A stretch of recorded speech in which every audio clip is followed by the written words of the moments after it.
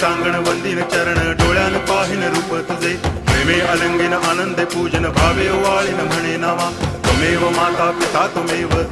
बंधुश्च सखा त्वमेव विद्या करुणं त्वमेव सर्वं मम देव कायेन वाचा मनसेन्द्रियैर्वा बुद्ध्यात्मना वा प्रकृति स्वभावात् करोमि यद्यत् सकलं परस्मै नारायणायति समर्पयामि अच्युतं केशवं रामनारायणं कृष्णदामोदरं वासुदेवं हरि गिरिधरं माधवं गोपिकावल्लभं जानकीनायकं रामचन्द्रं भजे हरे राम राम